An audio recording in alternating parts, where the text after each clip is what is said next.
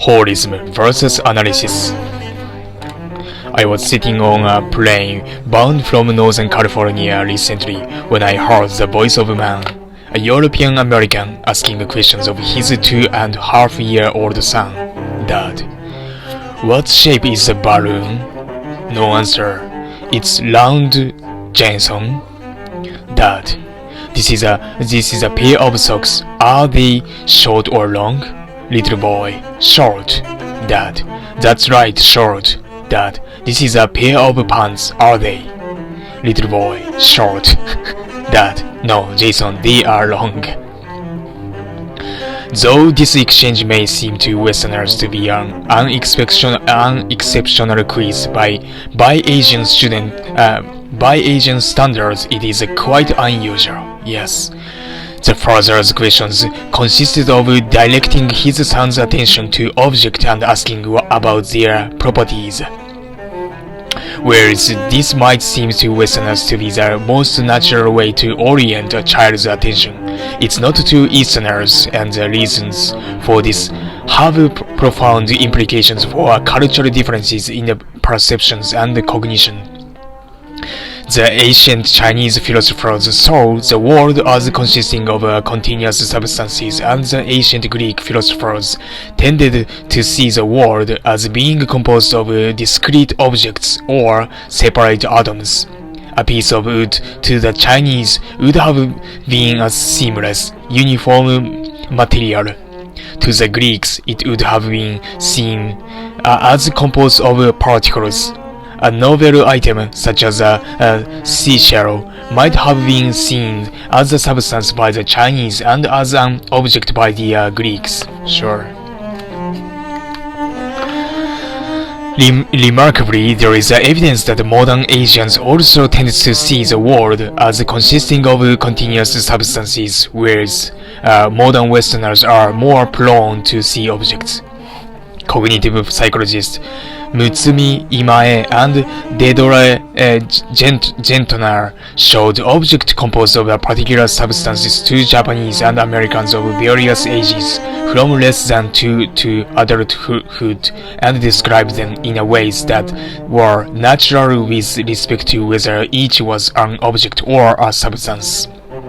For example, they might show a pyramid made of cork and ask the participants to look at these stacks. Then they showed the participants two trays, one of which had something on it of the same shape as the object presented, but which was made of a different substance. For example, a pyramid made of white plastic, and one of which had the same substance in different shapes. For example, the pieces of cork. The investigators then asked their participants to point to the tray that had their ducks on it. Okay.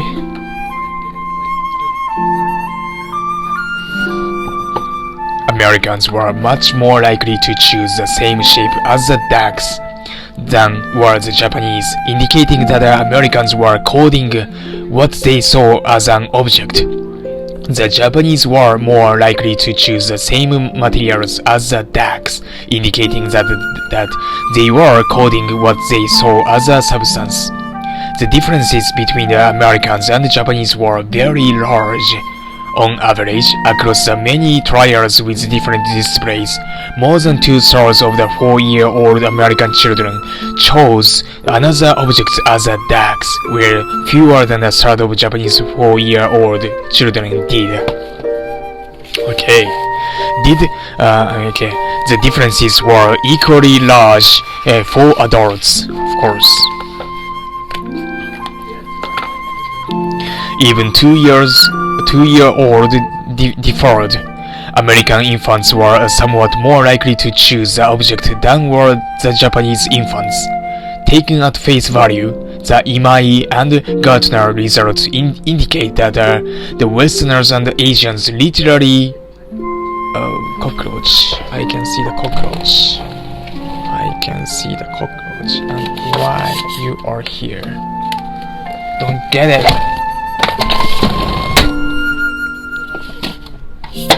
Yeah, I just saw the cockroach. Evil cockroach. Fuck off. From where they come from? Ah! I just broke the shell. Ow! I just broke the shell. Why is it so fragile? I don't get it. I don't get it. Why they are so fragile? Oh shit, it's fragile.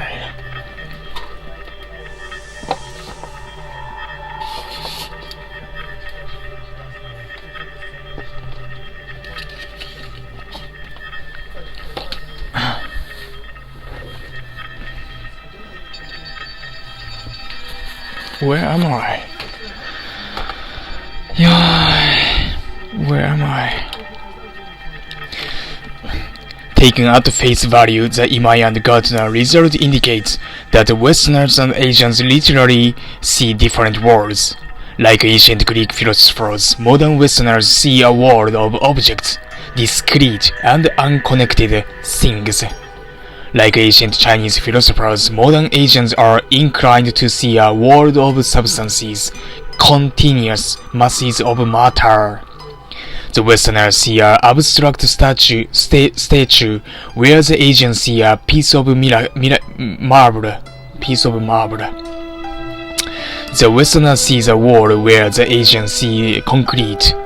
There is much other evidence of a historical, anecdotal and systematic scientific nature, indicating that the Westerners have an analytic view focusing on the salient objects and their attributes, whereas Easterners have a holistic view of focusing on continuities in the substances and relationship in the environment. Yeah.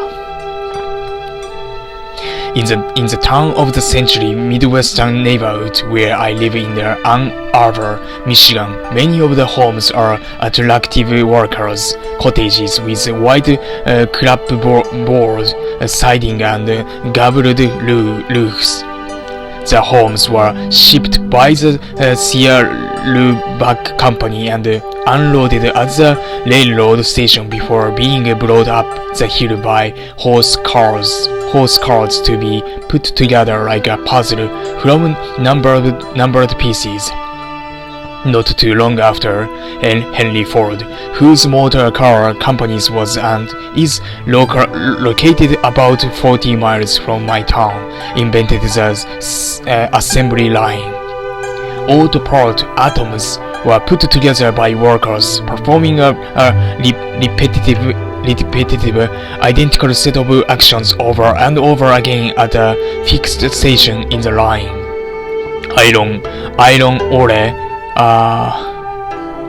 Iron ore came in one end of the river Rouge planet in Dearborn, Michigan, and after being smelted and manufactured into the simple parts and put together by workers performing a simple operations, came out as a Model A Ford on the other, of course.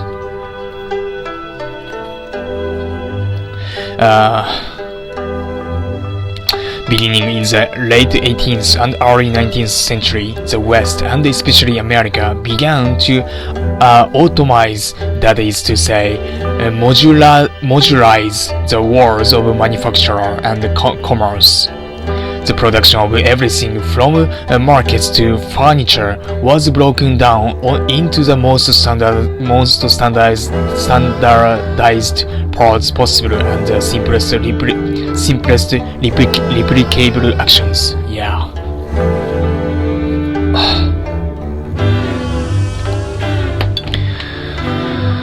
Yeah, of course.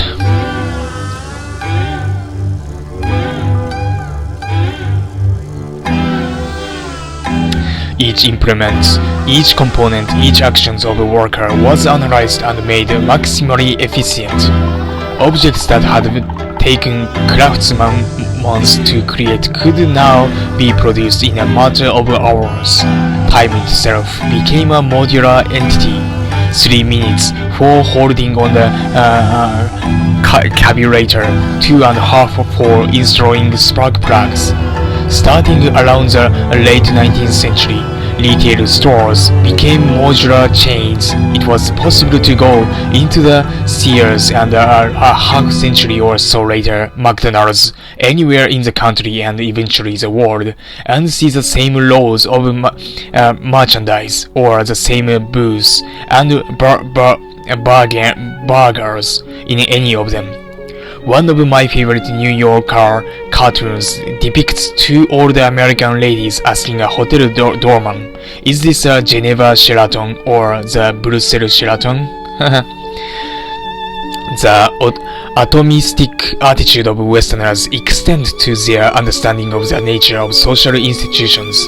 In the survey of the value of middle managers, Hampden Turner and Trompeners asked whether their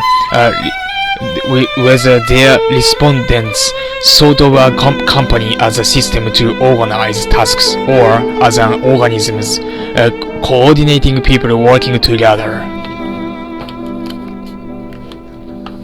A company is a system designed to perform functions and tasks in an efficient way.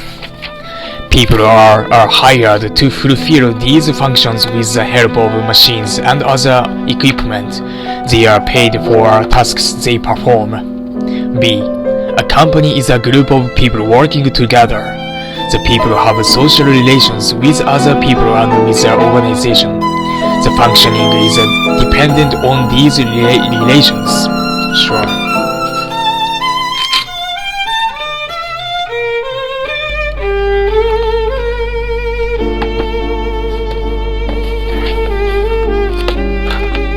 About 75% of Americans chose the first definition. More than 50% of Canadians, Australians, British, Dutch, and Swedes chose the definition. That definition, and about a third of Japanese and Singapore chose it. Germans, French, and Italians as a group were intermediate between the Asians and the people of British and Northern European culture. Thus, for the Westerners, especially the Americans and the other people of primarily Northern European culture, a company is an atomistic, modular place where people perform their distinctive functions. For the Easterners, and to a lesser extent the Eastern and Southern Europeans, a company is an organism where the social relations are an integral part of what holds things together. Okay. The holism of the ancient Chinese extended to a sense of the unity of human existence with the natural and even supernatural occurrences. What happened on the earth resonated with events in nature and in heaven. The same is true of East Asians today. Both Taoism, still influential in China and elsewhere in East Asia, and Shintoism, still important in Japan, retain strong elements of animism. Of course, animate, right? Animism. Animals, plants, natural objects, and even human-made artifacts have spirits. Advertisements that emphasize nature have far more success in Asia than in the West. It's a big controlling brainwashing devices, right? The Nissan Corporation discovered this fact to its chagrin when it opened its advertising campaign for Infiniti luxury car in the US, not with pictures of its automobile, but with scenes of nature, often several expensive pages of nature scenes in a row, with just the name of the car at the end of the sequence. The campaign was a noted flop. Although quipped one American advertising industry was wag, sales of rocks and trees are way up. Just as the social attitudes and values of continental European are intermediate between East Asia and Anglo-American ones, the intellectual history of the continents is more holistic than that of America and the Commonwealth. The big picture ideas are much rarer in Anglo-Saxon, Anglo-American than than on the continent. During the many decades that Anglo-American philosophers concerned themselves with atomistic, so-called ordinary language analysis, European philosophers were inventing phenomenology, existentialism, structuralism, post-structuralism, and postmodernism. The largest system of political, economic, and social thought arise primarily from the continent. Marxism is a German product, yes. Sociology was invented by the Frenchman Auguste Comte and raised to its highest level of achievement by German Max Weber. Yes, Max Weber, yeah. In psychology, it is also the continentals who dominate the big picture theories. The Austrian Freud and the Swiss Piaget are perhaps the most influential psychologists of the 20th century. In my own subfield of social psychology, two Germans, Kurt Lewin and Fritz Heidel, have contributed by far the broadest and most comprehensive theories. And the school of psychology that I find myself belatedly belonging to is the historical cultural one established by the Russian psychologist Lev Vygotsky and Alexander Luria. It's not just what Anglo-American scholars don't tend to create broad-ranging theories. They can seem positively allergic to them.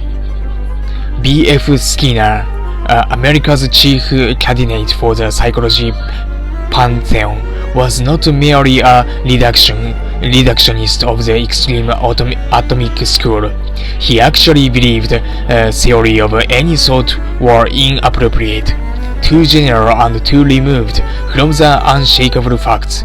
Students in my graduate school cohort who toyed with the large idea were likely to be accused by their peers of engaging in night school metaphysics. Sure. Even Anglo-American social scientists who are sympathetic to theories don't tend to like the big ones. My sociology teacher in graduate school was Roberto Martin, who praised the theories of middle range as being a right level to aim for. To his dismay, this was once translated by an Italian scholar, perhaps tongue-in-cheek, as theories of the average level. Okay.